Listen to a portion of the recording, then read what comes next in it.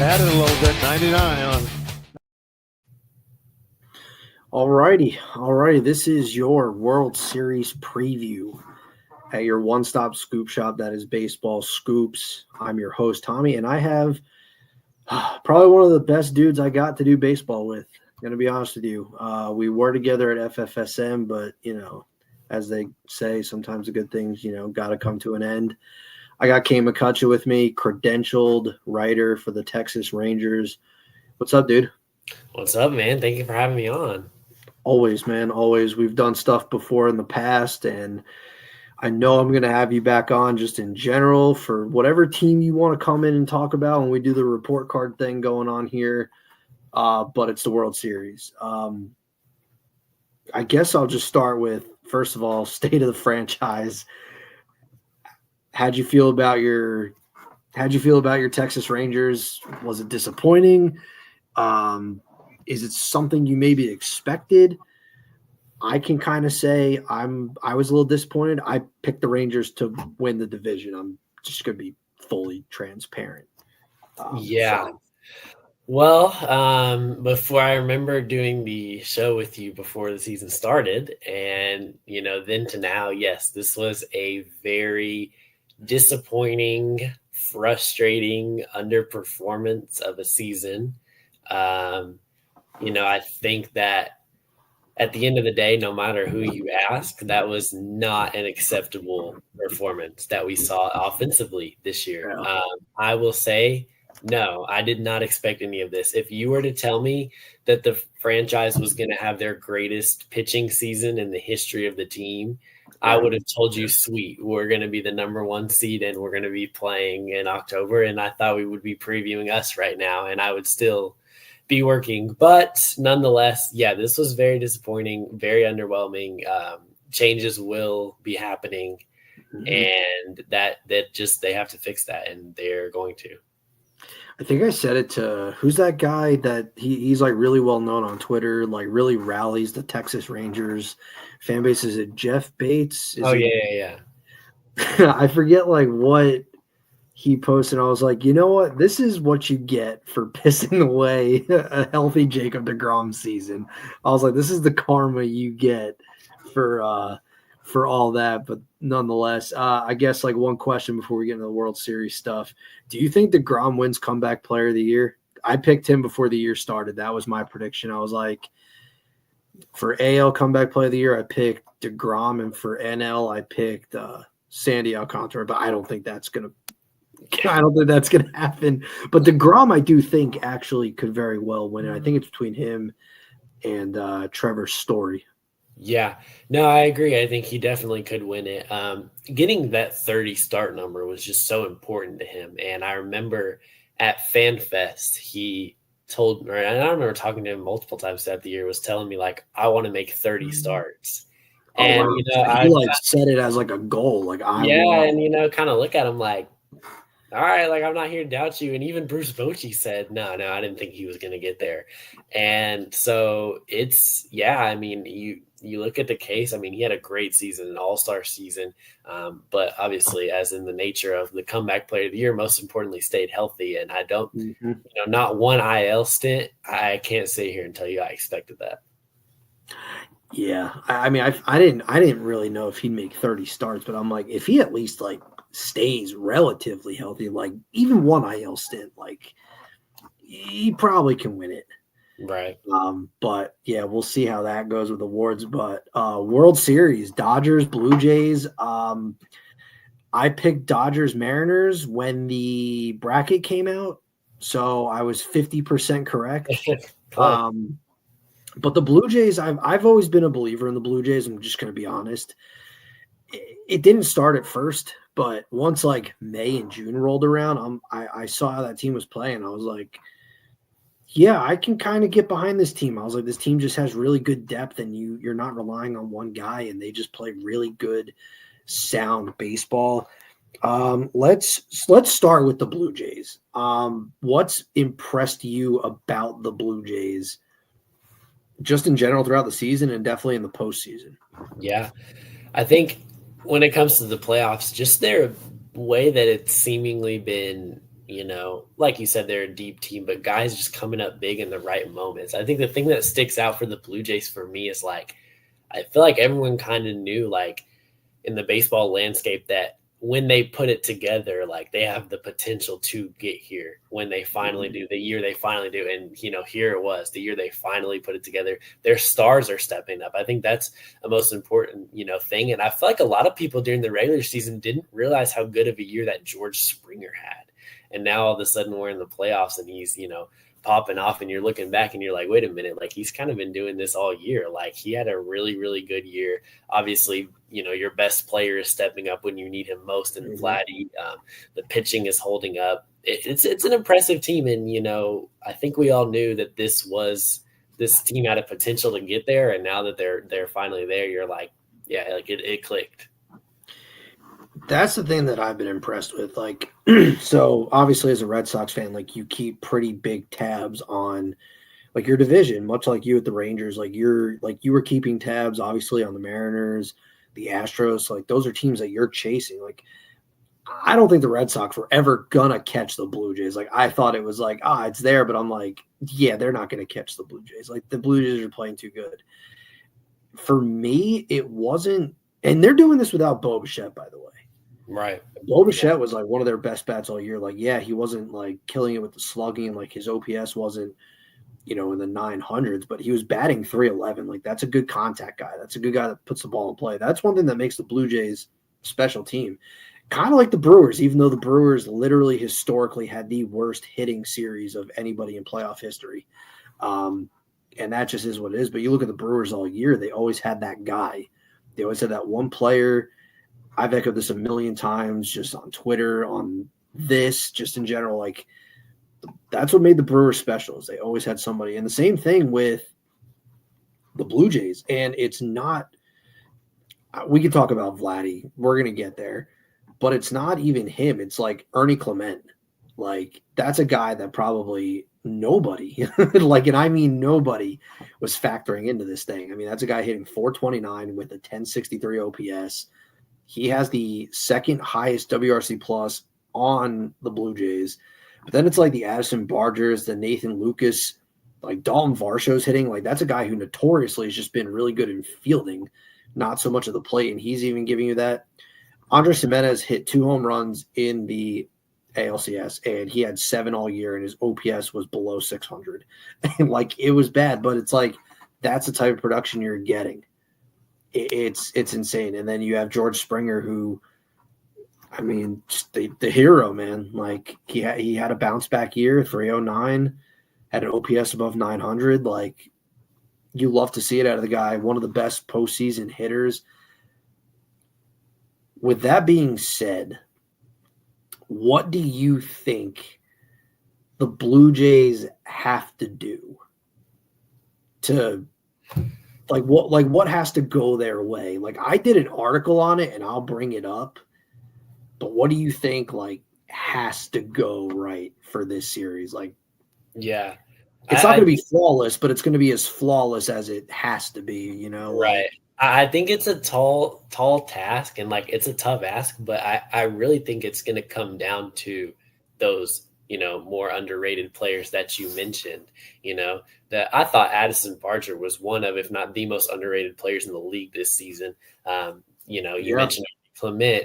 I just think that it's going to come down to those guys. Like, obviously the stars have to show up, and we can assume that, Vladdy likes playing on the big stage. George Springer likes, like, those guys are going to make their impact. Yeah. I think it comes down to those, maybe guys that you're not expecting. Like you mentioned, can Andres Jimenez, again, like you said, 7 home runs all year, hits 2. Like, can someone else step up? I think it comes down to that if you really want to be able to pull this thing off. Yeah, it's going to be asking a lot. Like, it's just, it's not like, it's a tall task. Like, you're going to have to, I went on like this other podcast this past weekend, NYMLB Talk, and they were like, is there a rotation that can shut down the Dodgers? And all I said was, I didn't even like hesitate. I said the Phillies that was the first rotation I said. I was like, they essentially did. It's just the Phillies didn't hit. Right. Like, and granted, don't get me wrong, like I'll touch on it eventually, but like the Dodgers pitching was very good in that series, but so was the Phillies. Like Ohtani was 1 for 18. Like Ohtani didn't do anything in that series. Freeman was quiet. Betts was quiet. Like you had Max Muncy and Teoscar Hernandez with a couple of hits.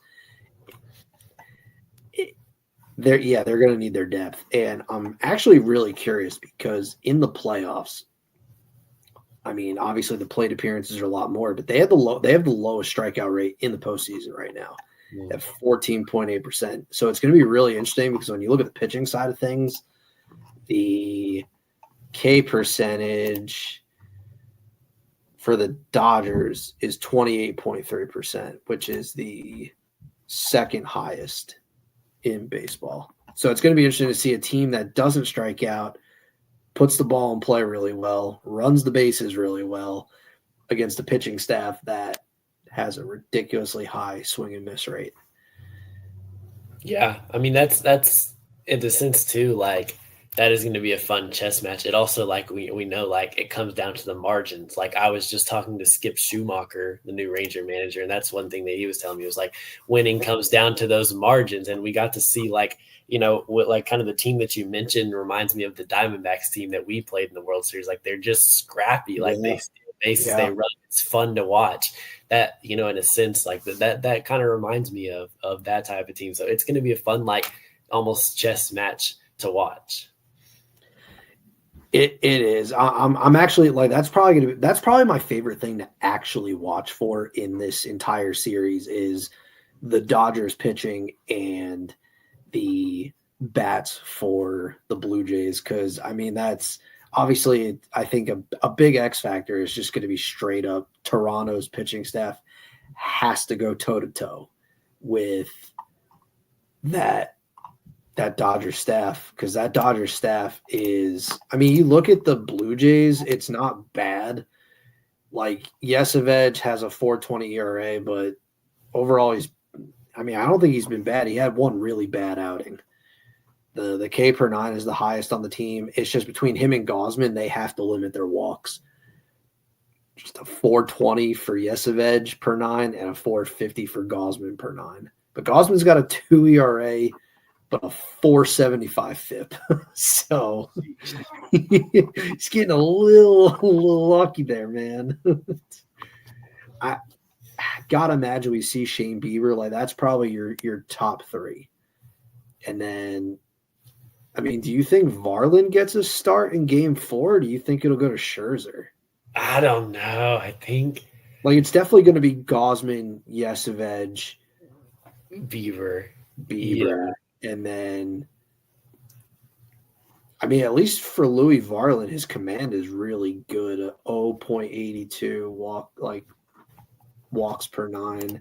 The walk rate for him is stupid low, 2.3% with a 30.2 percent strikeout rate. So like that's a guy you probably want to start. Maybe Bassett gets a start. He's been coming out of the pen, so I don't really know how that like works, but we're just going to talk about the Dodgers. I'm going to blow them for a second. What they're doing is like, just to me, I mean, as someone who just loves pitching, what they're doing is pretty remarkable. And I want to start with the Ohtani performance. Did you see it? Like, where were you? Like, what were you doing? Yeah. I mean, like, to do what he did, I mean, obviously, like, I don't like that. I don't think that's going to happen in this series. I don't really know if it'll ever happen again, but yeah, I think something for me that I've kind of been dwelling on, and just in sports in general, is like appreciating greatness and like getting to watch that performance. Like you said, it's, you remember where you were, you are like honored that you even got to witness that. Like that was the greatest. I'm 20 years old. That was by far and away the greatest performance postseason wise, maybe in any baseball game that I've ever like. That was just insane. I mean, it's history. It was special, and that's the type of player that Ohtani is. I've told people for years, like, Ohtani is far and away I'm not saying he's the greatest. He's far and away the best baseball player I've ever seen. And like, let's be honest, he's the best ever. Like, there's not been a more talented player than Shohei Ohtani. I had it was like a while ago. It might have been like over a year ago. We were like just debating like who's the best baseball player in the league, and I'm like, it's Shohei Ohtani. It's not even close. And someone was like Smokey Betts. I'm like, no. I was like, no. I was like, I love the guy, but like, no. I was like, not even like remotely close. And it was when he had the injury. And it's like, well, he might not pitch again. I'm like, he's still the best hitter on the planet. Yeah. And then he proceeded to have a 50-50 season, like almost 50-60. He was one like home run away. But it was just it's crazy that we're able to watch it. And I always like to think too, like we finally get to see it on the biggest stage.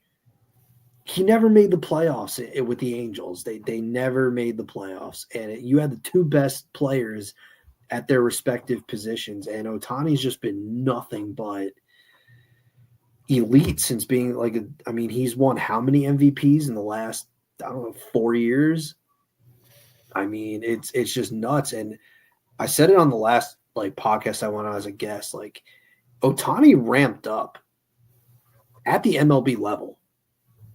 Yeah. Like that was his rehab, but he was still hitting and he just got better and better and better. To go 6 innings and he had more home runs than hits allowed in that game and struck out 10 and then hit 3 home runs. One of them left the park. It was nuts.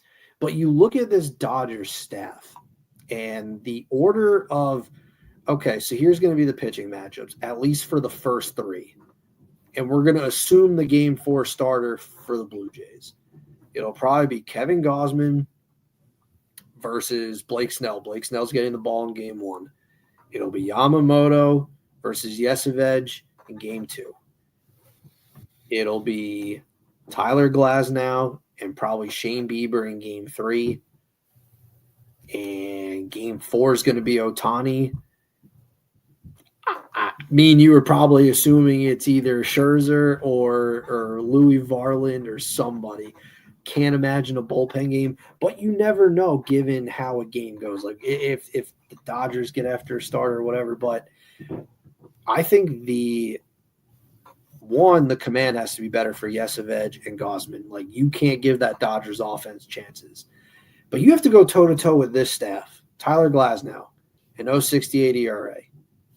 A 113 whip, and a 152 average against.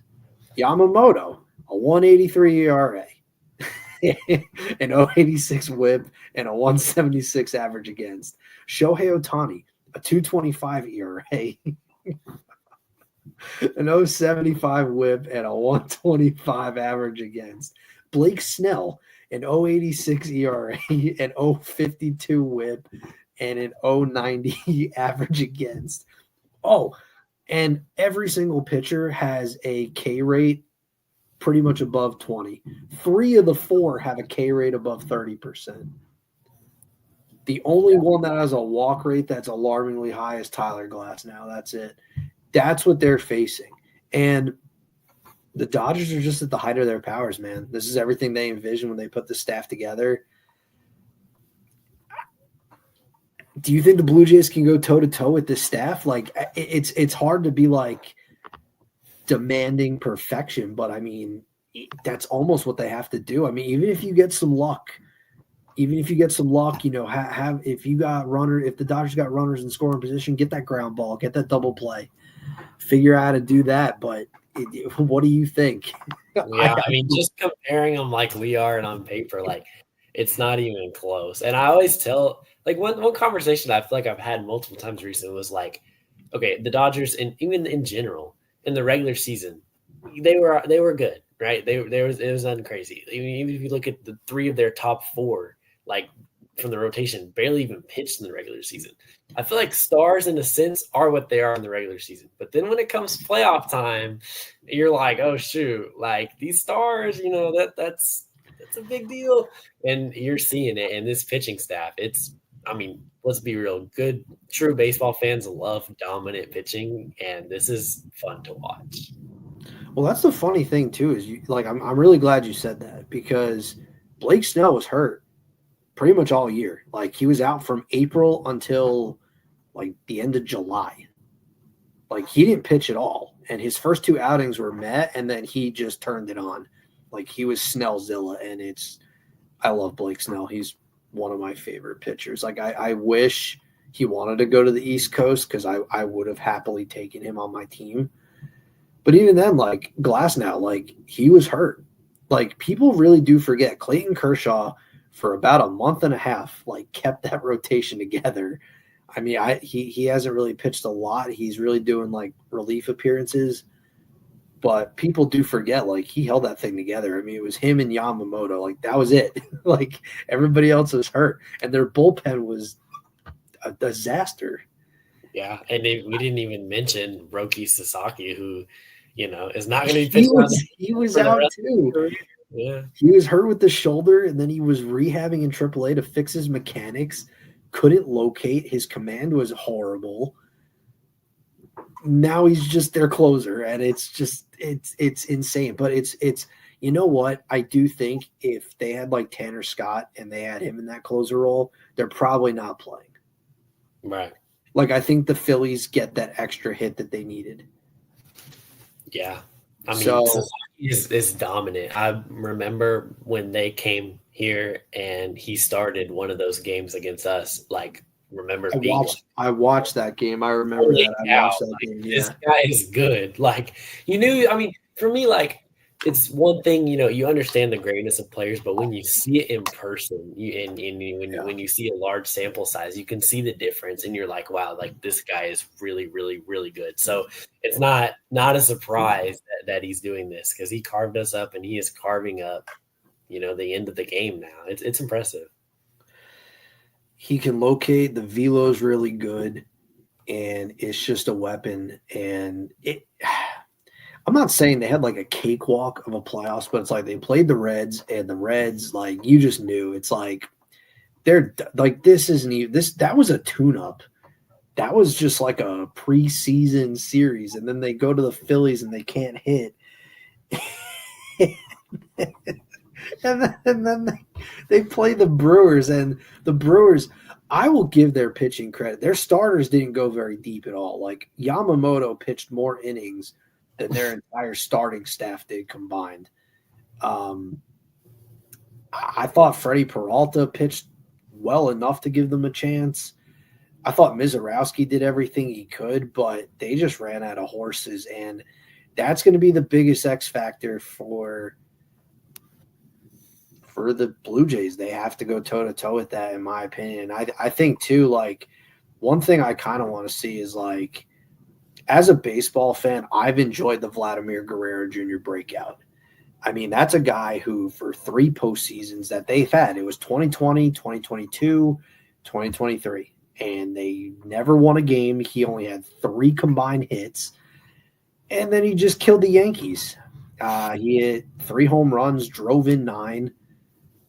Yeah, his slugging percentage was off the charts. I mean, let me pull. I have his numbers right here. I got a monitor, so this stuff is a lot more easier to talk about instead of using my phone, which is really nice. Where is it batting? Yeah, his stats were disgusting. He was hitting .529 with a .550 OBP, a .1059 slug, and his OPS was in the 1600s. Then you go to the ALCS, and it was just another dominant showing.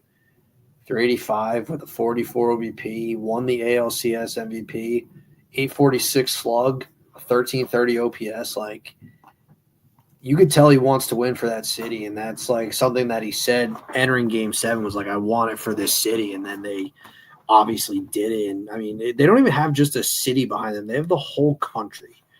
Like, they are Canada's team, and I've enjoyed his breakout. Like I think this is what Blue Jays fans wanted. Like they wanted this breakout. And he signed the contract. He's a lifer in Toronto now. I hope he can continue it because I think like that's going to be a major difference too. Is like, can his dominance like be sustained continuously in this? You know, what's he going to do against this pitching? His walk rate's great. He's got a 12.9% walk rate. Like he's been phenomenal, man. Like as a fan, like what have you like? Do you think like that's going to be a difference? Like just Vladdy being Vladdy, or do you think like their depth is? You know, say he's having just a bad game, their depth can come through. Yeah, that's definitely going to be something interesting to watch. I mean, we know that he's obviously a type of player that can take over a game, and it's just fun to watch. Like play, like his swing is just so like I feel like we think about swings that are smooth, and we think about lefties a lot, but his swing from the right side is just so smooth. It's so fun to watch when stars take over games and just go off on insane runs. It's so fun to watch, and you know, I mean, it'll be interesting to see, well, what does he do on the biggest stage? He's had some struggles in the playoffs before, but this year, you know, like you said, he's been really, really good. I don't know. I mean, it could come down to their depth, but also it could come down to, like, does Vladdy show up? I think it comes down to the depth if we're assuming that Vladdy's just going to, you know, he's going to show up to some extent. But if he doesn't, it's like, what chance do you really give him? Is their depth enough to power him over the top if their best player doesn't show up? I don't know. I mean, it's hard to say it is. So it's going to be interesting to see what he does for sure. I mean, that's when you watch the Blue Jays, like that's who you're excited to see. I've enjoyed it. As a Red Sox fan, I've enjoyed it. I think it's just from like a non-biased standpoint, I've just legitimately have enjoyed like the Blue Jays as a whole. Like I've just never doubted that team as a whole. So it's been fun. I mean, I am rooting for them. Like I hope they do it. Like first time in 32 years they've been to the World Series. So it's going to be cool. But do I actually think that they're going to win it? Probably not.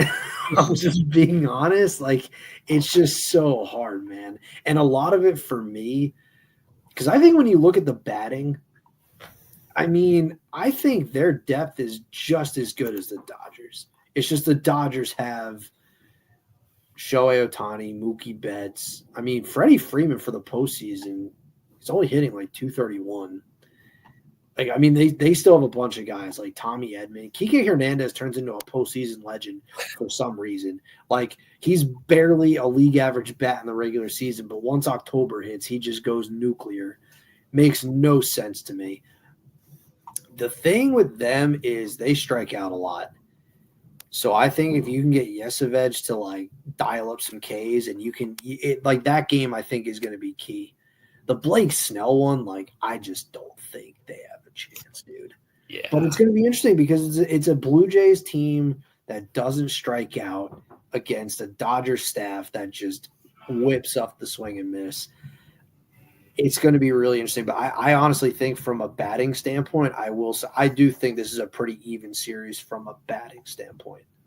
That might sound crazy, but I actually think it's pretty even. Yeah, I mean, I don't think I think the Dodgers have better like top end hitters, but I do think the Blue Jays' depth overall, even with the Blue Jays' top hitters, is I think they can do it. I think it's even. Yeah, I mean, I don't hate that. I don't think it's that far off. Like you said, the Dodgers' top is obviously better, but I mean, if you look at like how each lineup has been doing in the postseason, you know, it's really hard to draw an advantage one way or the other. I think it's going to come down to the pitching as it so often does. Yeah. And we'll see. It's going to be interesting. It's going to be fun. The World Series, I'm so tired of people crapping on the World Series. Like, it's just fun no matter who it is, honestly. Like, it's good. It's fun baseball. And I feel like a lot of people don't value that. Yeah, I mean, it sucks my team's not in it. But like I'm still gonna watch it. Like I'm just happy, and it's, you know what, it's maybe people have like Dodgers fatigue, whatever the case might be. But I'm like, you know what, like it's a given they were probably gonna go.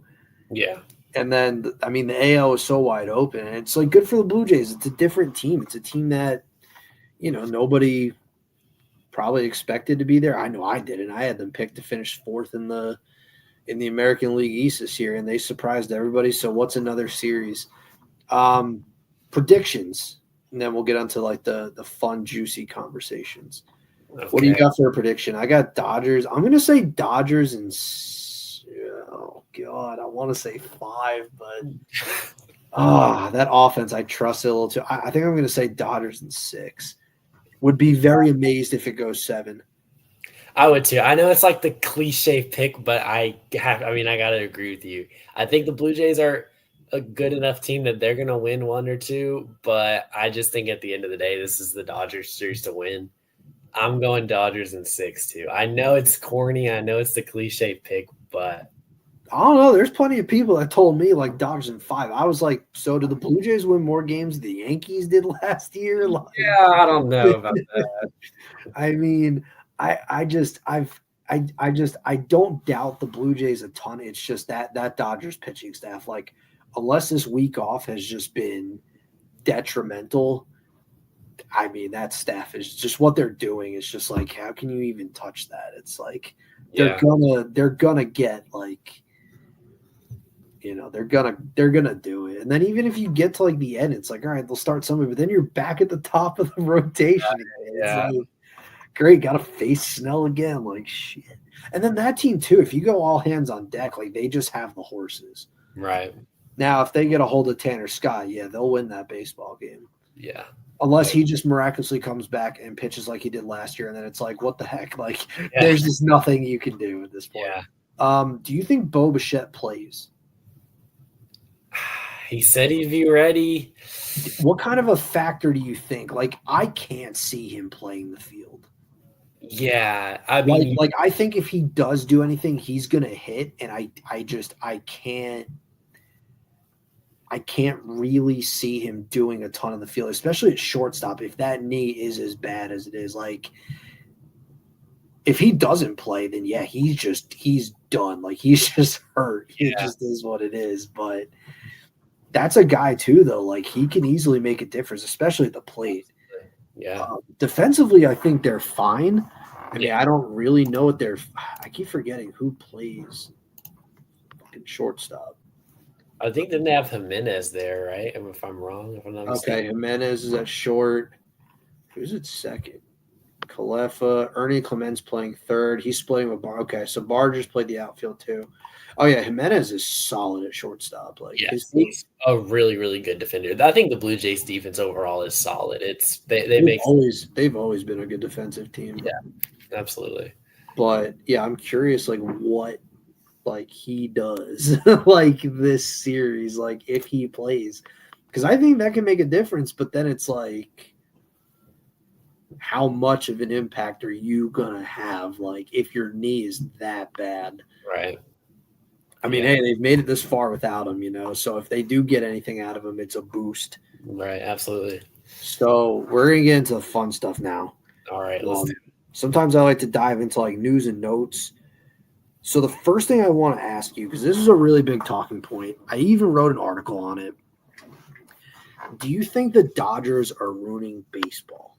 Oh, question, right? So like, I'll let you go first, and then I'll counter your case to be made. I will say short answer. I will say no. What are you trying to do? You're trying to put the best team on the field, right? And I think a lot of people are saying, well, the deferred payments. Well, we know what the deferred payments are like now. Obviously that still has plenty of time to back. Obviously, the ultimate goal is to win the World Series, and they've done that. They've already won one, and they are looking like, 2 since 2020, and they're looking like they could rattle off, a lot more. But ultimately, I think you're trying to put the best product on the field. They're willing to spend. I think a lot of times there's complaints about, I don't know, there's talk about the salary cap. I kind of tend more to focus on like, what are owners doing, right? Like if you're not willing to spend to put a competitive team on the field and try to win, why are you owning a Major League Baseball team? Like you should not be allowed to do that. And so I think at the end of the day, to say they're ruining baseball, I'm going to say no. They're trying to put the best team on the field. They're doing that. They're spending. But then you also look at, like, their development. Like, look how many homegrown players they have. Mm-hmm. So it's also like, there's that aspect of it too. They're good at player development. I don't think people talk about that a lot. I would say no. I would tend to say no. I like your answer because I actually agree with you. And here's like why. So, okay, did they build a quote unquote super team? Sure, whatever. But at the same time, like it wasn't always like this super team. Like the Dodgers, I mean, they were a beatable team at one point. Like, yeah, they were always competitive and they were going for pennants. And this is their 5th World Series in 9 years. Like, you don't do that by accident. But a lot of their roster, like these big time players that everyone's like, oh, they all went to the Dodgers.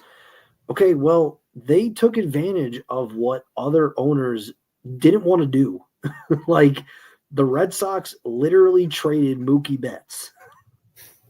They didn't want to meet his contract demands. They wanted to reset the luxury tax, and they attached David Price's contract to get him out. Okay. It was right before the pandemic, and he signed his contract, and he's a Dodger for life, and he's a phenomenal shortstop, and he can just do everything, and he's great. Okay, but then you keep going. It doesn't just end there. And look, I get it, the deferrals. I understand the deferrals. But this is a team that they're generating revenue, and they're not just taking that revenue and keeping it. They're sinking it back into the team. Okay, the Los Angeles Angels. Okay, now look, Ohtani literally presented that contract to them, and they still said no. and that's a team that failed to trade him because they're like, we're going to try and get the playoffs, and then they died after the deadline. Okay, well, yeah, Ohtani deferred the money. I just want to let people know on a fun fact that the Dodgers already made the Ohtani contract back. Yeah. Like, they already made that money back. So that's just a foregone conclusion to me. Like, they were always going to make that money back. Like, Ohtani is a marketing sensation, plus all the stuff they're getting from Japan in terms of sponsors. It's wonderful. It keeps going, though. Freddie Freeman, the Braves were like, yeah, we don't want to do that, but they just nickel and dime the rest of their roster.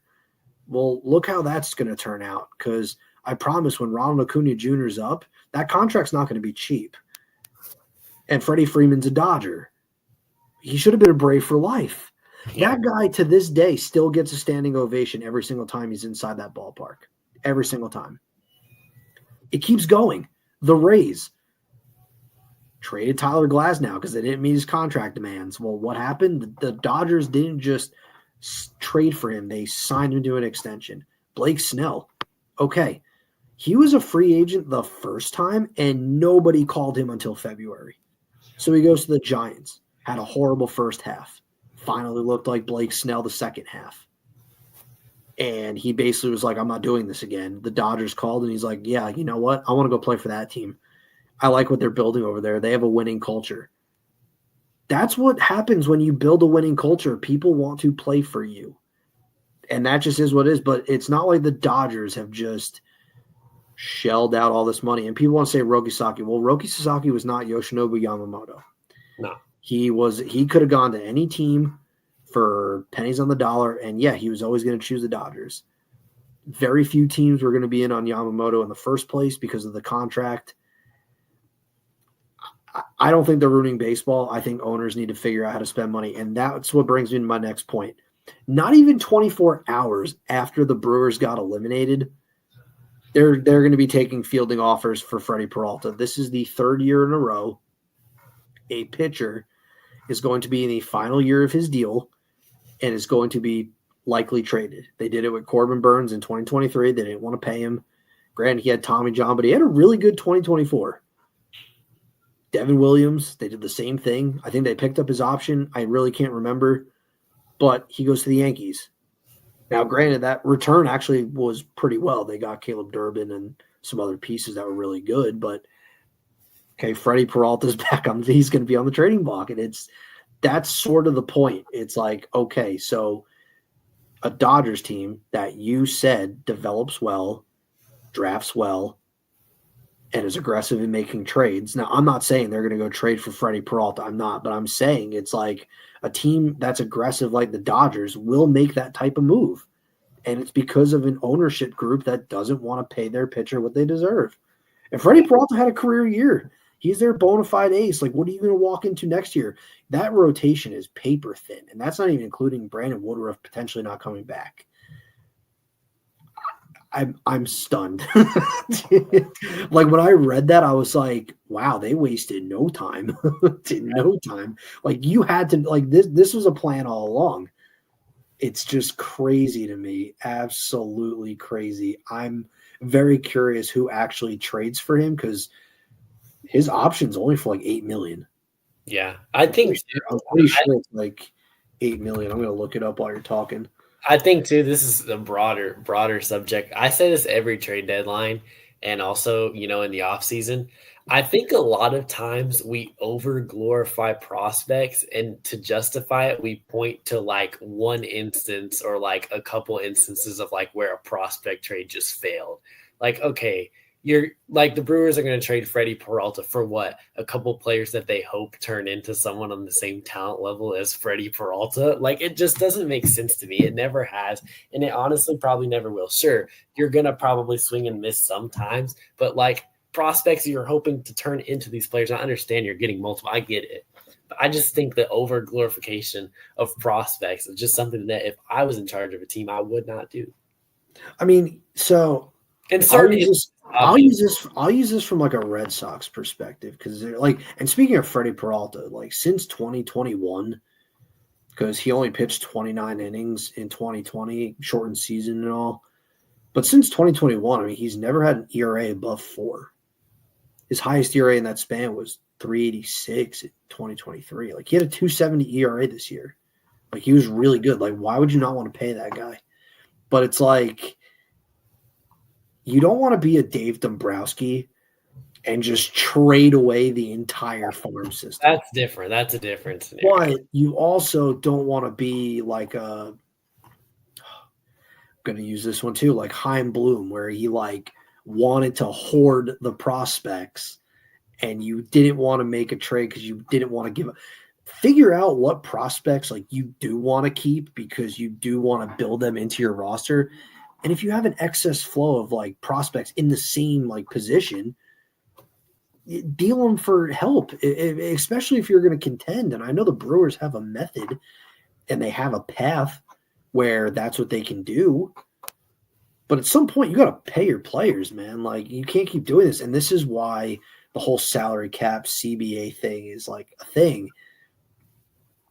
That's kind of like my last point I'll probably talk about, I believe, on that rundown is, what do you think? Like, do you think they need a salary cap, a salary floor? I said a floor. Like, you need to find a way to make owners like the Marlins, who their payroll is nothing other than like Stanton's retention and like Sandy Alcantara's contract. A team like the Pirates, where Paul Skeens even said, like, you don't need to go out and get the best players. You just need to spend and bring in players that we can compete. Like, I mean, it's like you got to force these owners to actually like do something.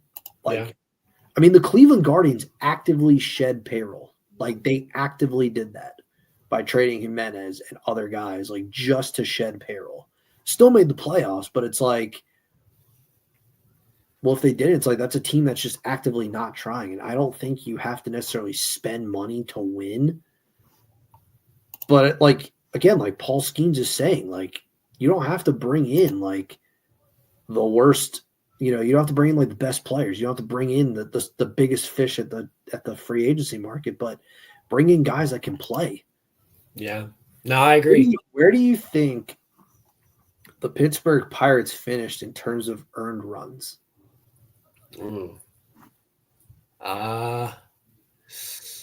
Like that's sort of my point. Like I'm getting at, but yeah, where do you think they finished in terms of earned runs as a pitching? I'm gonna say in the top half. Try sixth. They had the sixth fewest earned runs of any team in sports. Now, here's a fun one. Runs scored. I would be willing to bet probably like dead last or pretty close. Dead last. They are dead last. They were dead last in, well, actually, the only team worse than them in terms of batting average was the Cleveland Guardians. Kind of surprised it wasn't the Texas Rangers. Texas Rangers at 234. Horrible. But yeah, like that's sort of his point, though. It's like their pitching staff was really good. Yeah. But, and I mean, I'm hoping that that Griffin kid can come in and deliver and just, but it's like you need to add bats. Like that's basically his point. It's like forcing you to spend money to like put a team together.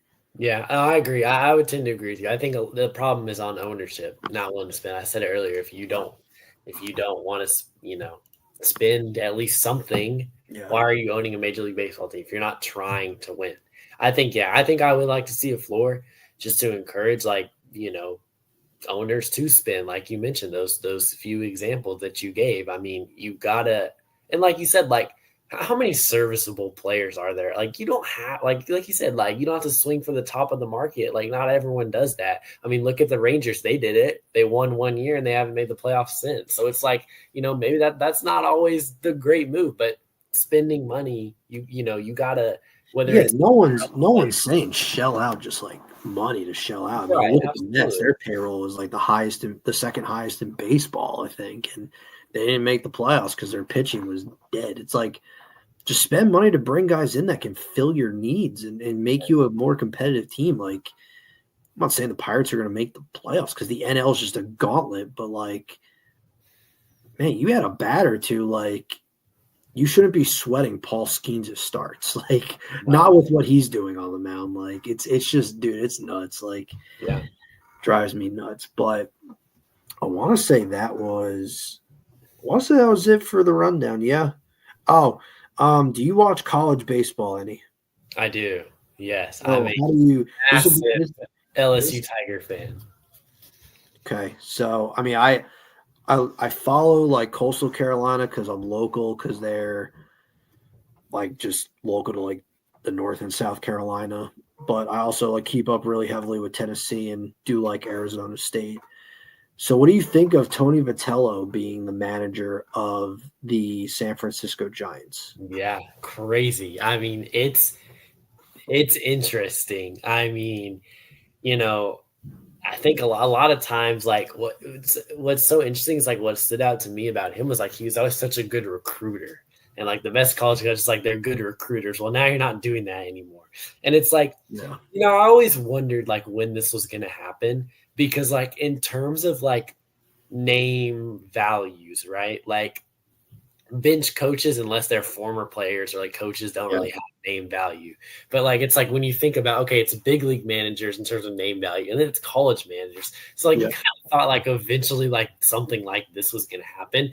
And I bet you a lot of other teams and a lot of other college coaches and organizations are going to be watching to see how this works out. Yeah, I mean, it's the first time ever, like in just MLB history, that a coach has gone straight from college to the majors, like just straight to manager. I mean, he doesn't have any playing experience, any scouting experience, managing experience at the MLB level. But he turned that Volunteers program around. They won the College World Series in 2024. They were in the dance this year, and he's worked with a lot of really good prospects that, I mean, they've panned out so far, at least the MLB level. Like Chase Burns looks really good. Dolander has good stuff. He just got to work on it in Colorado. It's a tough place to pitch. Garrett Crochet, saw Liam Doyle, Marcus Phillips. They all went this past draft. I think it's interesting because they do have like Hayden Birdsong and Carson Whisenhunt. So I'm curious, like, if he has any type of developmental skills with them. But even that offense that won the College World Series, like it was that offense was a juggernaut. Like that offense was a force to be reckoned with. So I'm curious actually how it goes. But I think you're onto something. Like, if they do see that this works, it's like I wonder like how many of that path like they'll go. Just I don't know. I like the whole outside the box. not recycling the same old names and doing something different. Giants are going to be fun to watch. I'm definitely going to be paying a lot more attention than this year. Yeah, absolutely. I like it. I think it's fun. As an LSU fan, you're like, please don't work. We would. Yeah. But yeah, no, it's gonna be fun. It's gonna be interesting for sure. And yeah, I'm curious. It's interesting too, like when you get to know the art of managing, like getting to see the art of managing up close. Like let me tell you, I know that like Bruce Bochy not being back next year, legitimately like made me sad. Like getting to see him go to work every day and what he did every day and how much like he knew. Like every time I talked to him, I felt like I got smarter. Like it's so interesting to see. And you just he's a brilliant baseball mind. Yeah. So it's like when you see the art of managing, it's like, all right, it's gonna be interesting to see if that translates from college to the big leagues. It's going to be very interesting. I'm very curious. I mean, I think they have good foundational pieces, but they got to add to it. Yeah. Crucial offseason for Buster Posey. But before we wrap up, because that's pretty much it, gave our predictions, did the news and notes, plug your stuff away, man. And then we'll kind of beatbox on out of here. Yeah. So you guys can always find me on Twitter /X at Kane _McCutchen 6. Looking for the next opportunity right now, like Tommy said, as FFSN unfortunately shutting down. So yeah, if you guys have any opportunities, let me know. But man, always honored. Hope that I will be back next year covering the Rangers. That's my goal. Yep. So I mean, this is a baseball league-wide show. I know I'm a Red Sox fan, but definitely if you're interested in the Rangers, you like paying attention to the Rangers. Kane does some really good content. Good writer. He's there. He literally is inside the ballpark. So you can always catch him there. But everyone enjoy the World Series. I'll probably do a game 2 takeaway thing, how the series went before it shifts to LA. So without further ado,